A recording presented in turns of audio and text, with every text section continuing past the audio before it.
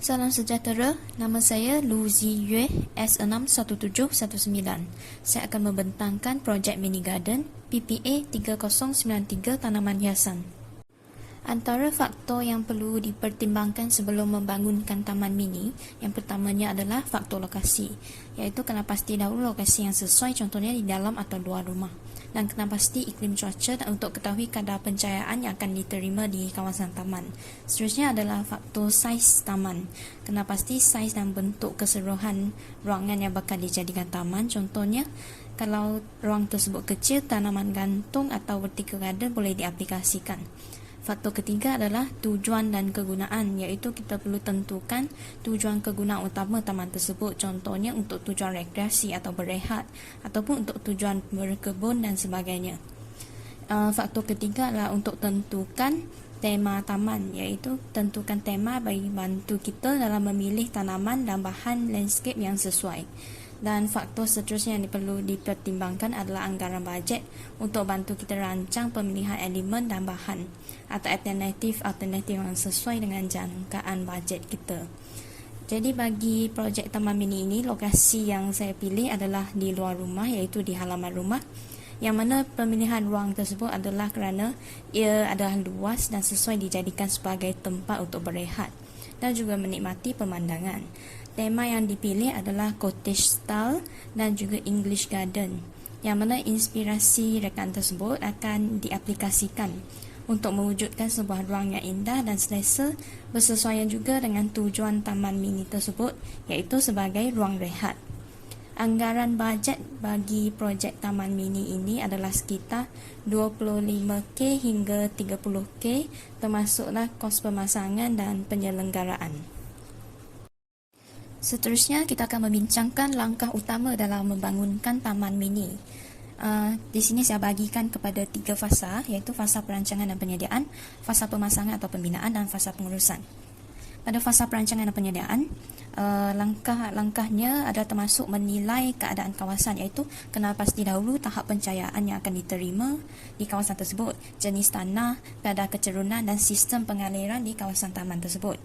Dan pembajaan boleh dilakukan jika tanah di situ adalah dalam tahap yang kurang subur.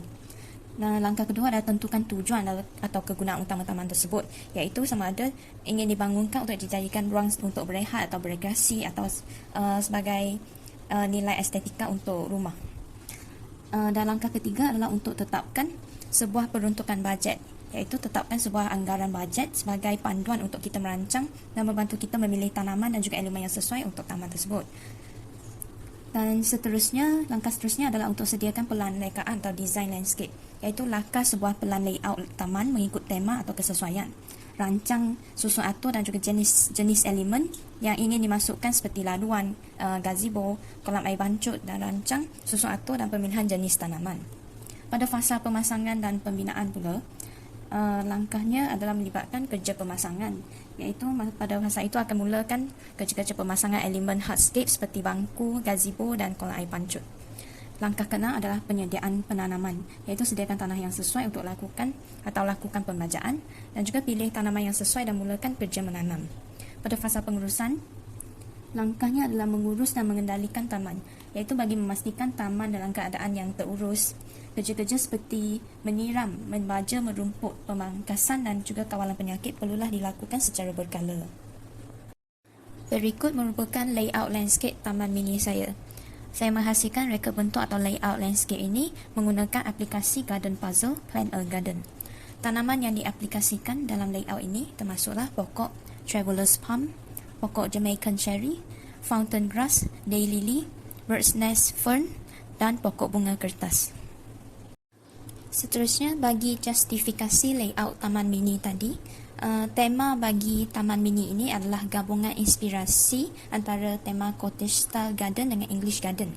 Pemilihan tema ini adalah kerana English garden mampu memberi sentuhan gaya klasik pada nilai estetika taman, dan penambahan elemen cottage style pula yang mampu mewujudkan suasana yang rasa lebih selesa, iaitu sesuai juga dengan tujuan taman mini ini, iaitu sebagai ruang untuk berehat. Dan seterusnya adalah gabungan pokok bersaiz tinggi dan tumbuhan renek. Contohnya dalam ini saya menggunakan kombinasi pokok Traveller's Palm, pokok Jamaican Cherry dan juga Fountain Grass untuk menghalang pemandangan dan sebagai latar belakang atau backdrop taman tersebut, dan juga untuk mewujudkan ruang yang bersifat separa terbuka. Seterusnya, pokok bunga kertas pula disusun atur pada pagar hadapan untuk membentuk sebagai batasan atau sebagai dinding penghalang bagi ruang taman tersebut. Dan selain itu, dia dapat menyumbang kepada nilai estetika dan juga menghalang debu. Seterusnya, kebanyakan tanaman yang dipilih bagi taman ini adalah warna sejuk seperti hijau kerana tona warna sejuk sesuai untuk ruang berehat dan menenangkan fikiran. Dan elemen gazebo dan bangku kayu ditambah bagi mewujudkan fungsi ruang sebagai tempat untuk berkumpul dan juga tempat untuk berehat. Dan gazebo telah dijadikan sebagai focal point bagi taman ini. Elemen air seperti kolam air pancut ditambah untuk nilai estetika. Selain itu, ia juga dapat bantu untuk tenangkan fikiran dan juga menyerap bunyi bising daripada mesin atau kenderaan seperti kereta dan sebagainya. Dan secara keseluruhannya, bagi kesimpulan projek ini, jika kita lihat dari keseluruhannya, terdapat berbagai faktor dan juga langkah yang kita perlu rancang dan fikirkan terlebih dahulu sebelum membangunkan sebuah taman mini. Aspek-aspek pertimbangan tersebut bukan sahaja merangkumi fasa pembinaan taman, tetapi ia juga melibatkan fasa pengurusan dan maintenance taman untuk pastikan keberlangsungan taman tersebut. Selain itu, kerja-kerja tambah baik juga boleh dilakukan dari semasa ke semasa mengikut kesesuaian untuk kita tingkatkan lagi keselesaan taman tersebut dan seterusnya mewujudkan sebuah persekitaran yang lebih menarik dan indah di rumah kita. Sekian pembentangan saya. Terima kasih.